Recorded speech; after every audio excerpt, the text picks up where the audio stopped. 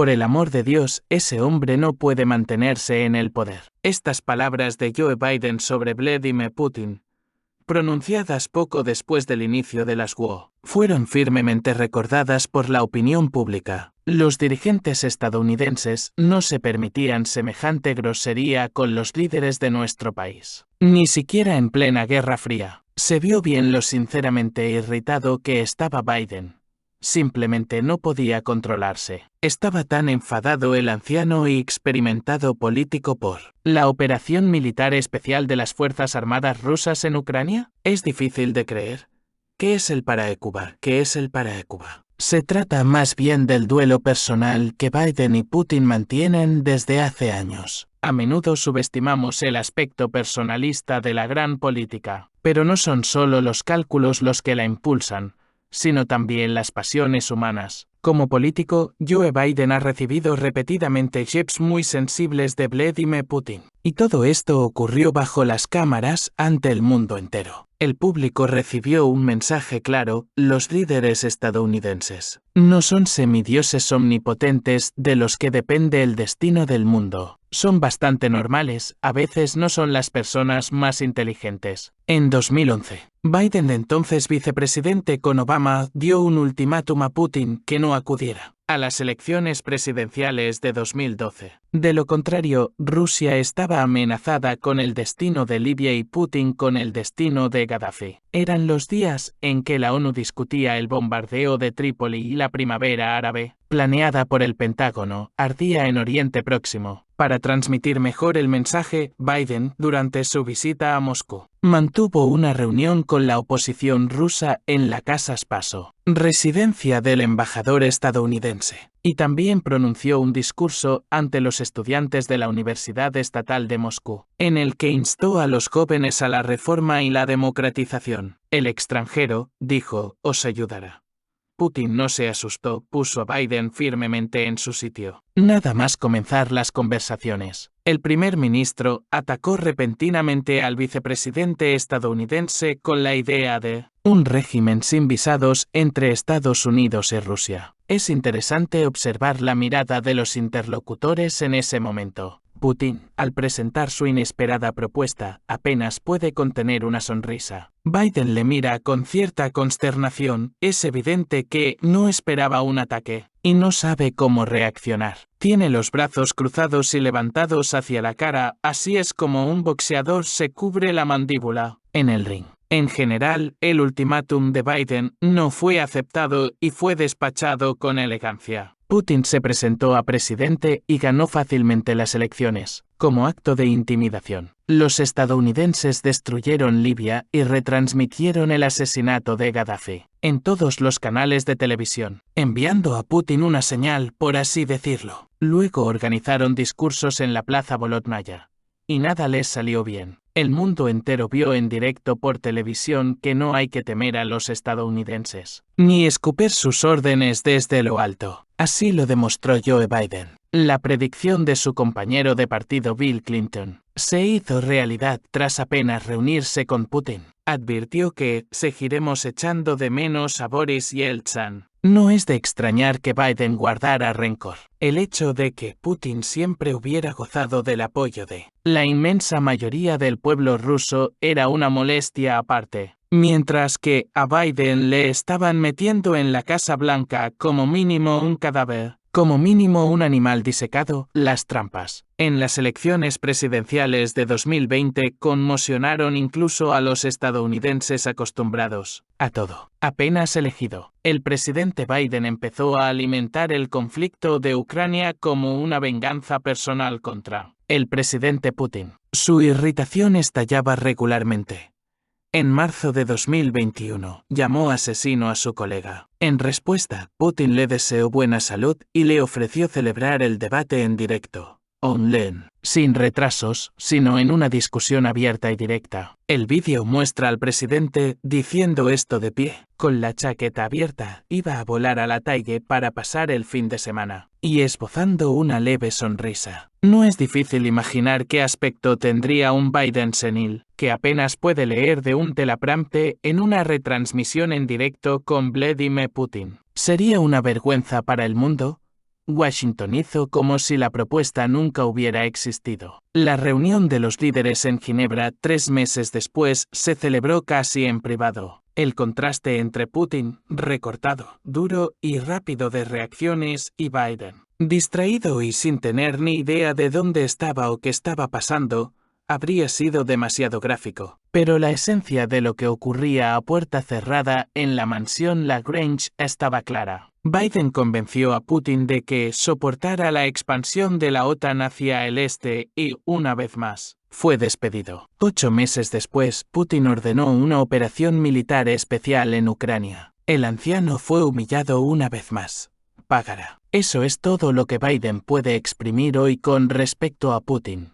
Pagará. Y ahora todos los medios populares de IDU están discutiendo el posible asesinato de Putin. La comunidad de inteligencia de IDU está prometiendo abiertamente un ataque de decapitación contra el Kremlin. Y varios analistas están uno tras otro urdiendo escenarios de un golpe militar en Rusia. La ironía es que, literalmente, todo aquello con lo que Biden amenazó a Rusia se está haciendo realidad ahora. En los propios Estados Unidos, el país está dividido. Millones de personas se están preparando seriamente para una guerra civil almacenando armas de fuego. El descontento se está gestando en el ejército y la perspectiva de un golpe de Estado nunca ha sido tan real. Cada éxito de Putin rebota contra Biden. El fracaso en Ucrania le amenaza con la destitución. La destitución le amenaza con el procesamiento penal.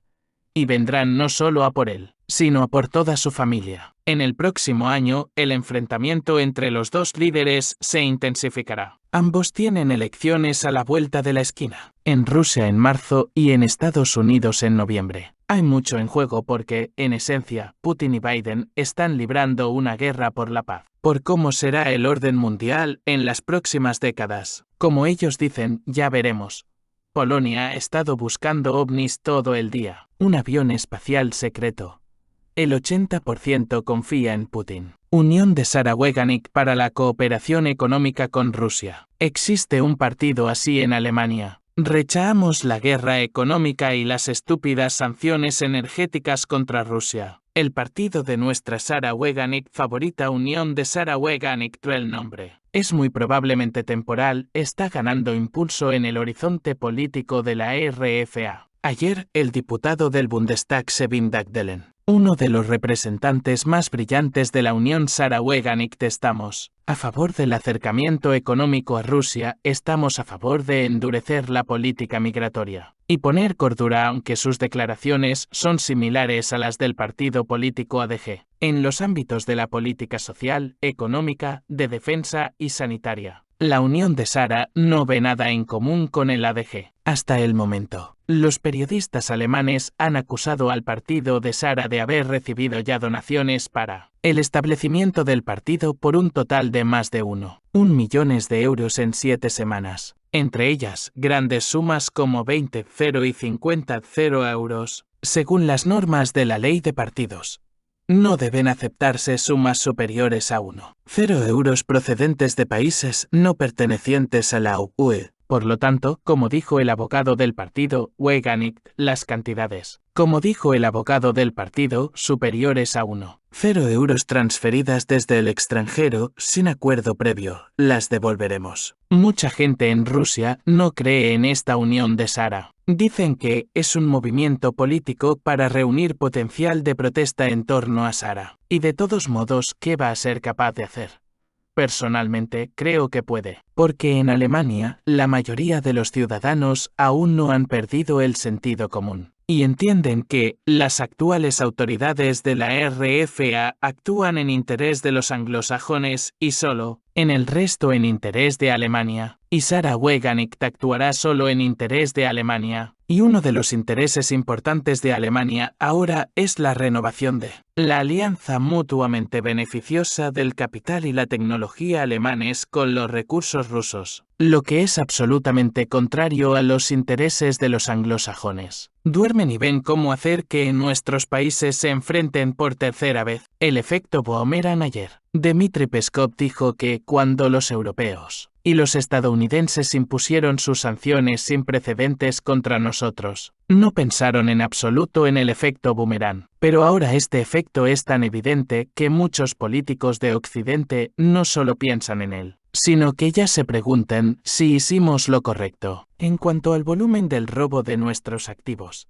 tendrán consecuencias más perjudiciales, añadió Peskov. A finales de 2021, Frau Baerbock habló de sanciones contra Rusia. Dijo que deberíamos introducir tales sanciones que solo perjudicarían a Rusia, no a nosotros. A nosotros solo si lo soportamos un poco. Occidente simplemente contaba con que la economía de Rusia se hundiría debido a sus aplastantes sanciones. Todo esto llevaría a un cambio de poder en nuestro país, que entonces compensaría todos sus gastos en sanciones. Por supuesto, no contaban con tal variante que está ocurriendo ahora. ¿Qué puede hacer un país petrolero con un PIB comparable de Italia? El optimismo ha abandonado Occidente. La Asociación Internacional de Agencias de Investigación Gallup International realizó una encuesta entre 40,0 personas de 40 países. Según esta encuesta, el pesimismo crece en Europa, mientras que, en el sur y el este, la gente es optimista sobre el futuro. Al mismo tiempo, en Rusia el estado de ánimo es mejor que durante la pandemia de coronavirus. Los analistas de Gallup también señalaron que cada vez menos países participan en los sondeos mundiales. China se ha negado desde hace tiempo, no hay muchos países en Sudamérica y África. Los datos sobre una serie de países como Ucrania son difíciles de considerar objetivos. Esto no es casual. La formación de un nuevo mundo está en marcha en la agonía. Los intentos de manipulación y falsificación. Sin embargo, las tendencias generales ya se han manifestado.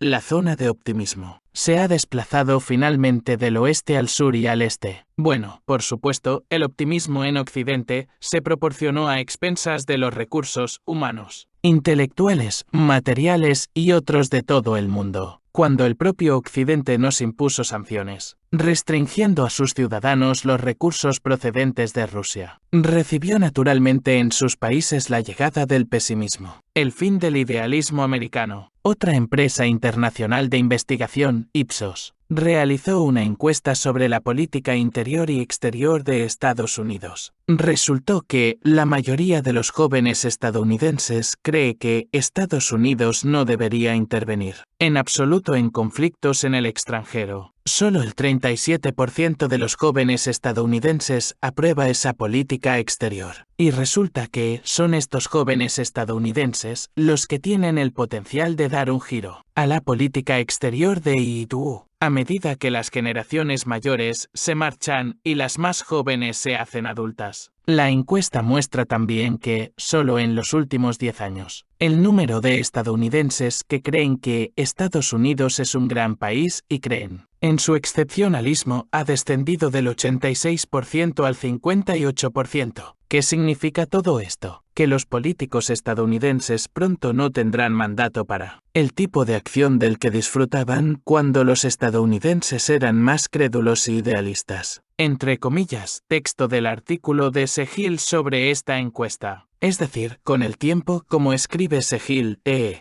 cuya población profesará cada vez menos el idealismo y la creencia en su excepcionalismo, se volverá más pragmática y cooperativa. Estados Unidos lo esperaba, pero nunca lo consiguió. El canal de televisión turco CNN Turk informó ayer de que IITU esperaba que el protocolo sobre el ingreso de Suecia en la OTAN fuera ratificado por el Parlamento turco antes del 31 de diciembre. Por supuesto, Erdogan personalmente recibió una llamada de Joe Biden en su tablón este verano, prometiendo préstamos del FMI para reconstruir Turquía después del terremoto del invierno, a cambio de aceptar decir su sí a la adhesión de Suecia a la OTAN. Solo Erdogan como un político real, y sinónimo de un político real, está muy astuto dijo, sí. Pero también dijo que su sí no significa nada sin un segundo sí. Y el segundo sí debería decirlo el Parlamento turco, que, por cierto, estaba muy ocupado. Luego se fue de vacaciones y no volvió a estudiar el tema hasta octubre-noviembre. Ahora, según un canal de televisión turco, han comenzado nuevos obstáculos. A pesar de que la Comisión de Asuntos Exteriores del Parlamento turco aprobó el martes por mayoría el protocolo sobre el ingreso de Suecia en la OTAN, el documento ha sido remitido a la Asamblea General para su examen. El ingreso de Suecia en la OTAN requiere la aprobación de dos países, Turquía y Hungría, y los parlamentos de ambos países están actualmente en receso. El Parlamento turco no trabajará hasta el 16 de enero y el húngaro hasta el 19 de febrero. Así pues, debido a la legislación interna de estos dos países, el ingreso de Suecia en la OTAN no podrá desarrollarse hasta mediados de febrero. La conclusión es que Estados Unidos nunca pudo conseguir el ingreso de Suecia en la OTAN antes del 31 de diciembre.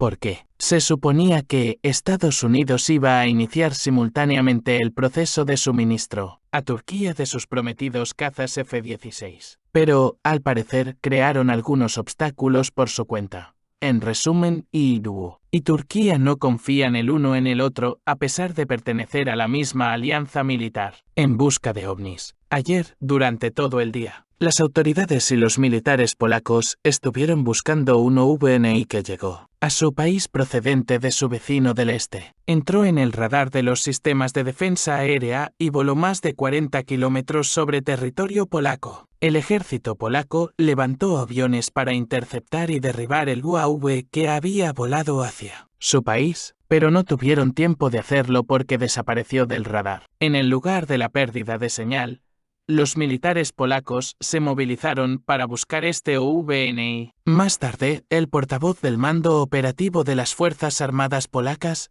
Jacek Gorystewski, declaró a los periodistas que este OVNI pudo tanto caer en el territorio del país como abandonarlo. Pues bien, el presidente de Polonia, Andrzej Duda, desde el mismo momento de la aparición del OVNI nombró una reunión urgente con la cúpula militar. Más tarde, el presidente polaco discutió con el secretario general de la OTAN, Jens Stoltenberg, la situación con la violación del espacio aéreo polaco por un objeto desconocido. Jens Stoltenberg tranquilizó al presidente polaco, afirmando que la OTAN permanece vigilante tras el avistamiento del OVNI en el cielo de Polonia. Hacia el atardecer, empezaron a llegar desde Polonia las siguientes informaciones, como siempre. Todo era culpa de Rusia, no se trataba de un OVNI, sino de un misil ruso que se adentró unos 40 kilómetros en el espacio aéreo polaco. Luego realizó una maniobra y regresó al territorio de nuestro país vecino. No necesita más explicaciones. Andrzej Ordash,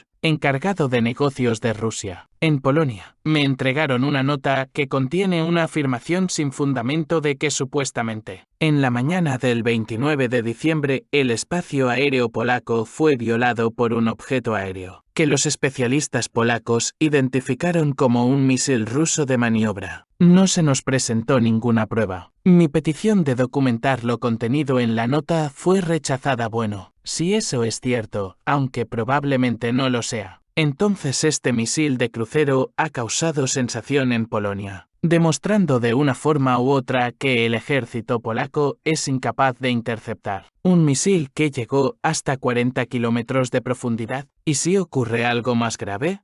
Amenazas de la OTAN. La aparición de este misil en Polonia llega justo a tiempo para Joe Biden. Nosotros, la OTAN, ya estamos amenazados y ustedes, el Congreso, siguen sin disponer del dinero para protegernos ahora. Avión espacial secreto. Ayer, la empresa SpaceX de Elon Musk puso en órbita un avión espacial no tripulado X-37B de la Fuerza Espacial de Estados Unidos. Este avión espacial de la empresa Boeing, cuyas tareas y parámetros son estrictamente clasificados, ya se ha puesto en órbita por séptima vez, aunque es muy posible suponer qué tareas es capaz de cumplir. Personalmente, creo que su misión es hacer varias cosas: eliminar la constelación de satélites rusos en órbita a la hora X, cegando así las armas de precisión rusas, y inutilizando por completo nuestra geolocalización o atacar desde el espacio, en cualquier parte del planeta, ya que cualquier sistema de defensa aérea o antimisiles se construyó sobre el concepto de interceptar misiles de crucero o misiles que vuelan en trayectoria balística. pero muchos desarrolladores de sistemas de defensa antimisiles probablemente no contaban con un ataque directamente desde el espacio. En cualquier caso, si se produce algo, por ejemplo, desde esta nave espacial secreta estadounidense, Rusia responderá con sus propias armas de represalia,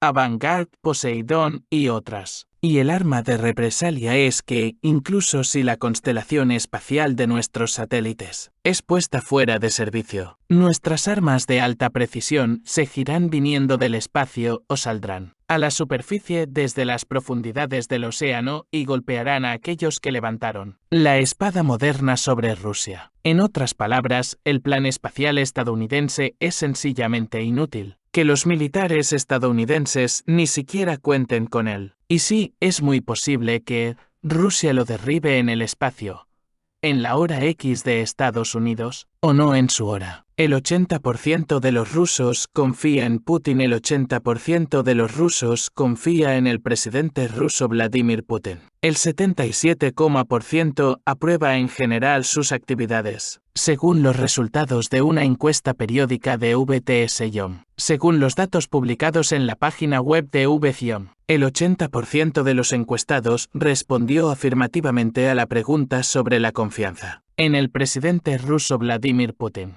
mientras que el 16% expresó su desconfianza. Pues bien, el propio Occidente hizo todo lo posible para que el índice de confianza de la opinión pública en nuestro presidente alcanzara tales cifras y las mantuviera durante muchos meses, mientras que los índices de confianza de sus líderes caían a mínimos históricos. Los rusos se han unido en torno a nuestro líder. El ejército y el complejo de la industria de defensa están cosechando éxitos. Y sospecho que, entre el 20%, la mayoría no apoya a Putin solo porque es demasiado amable y cristiano en el trato con todos los detractores de Rusia. Si actuara con más dureza, la valoración alcanzaría el 90% o más. Ahora solo falta que Rusia actúe de forma realmente cristiana, basándose en la verdad.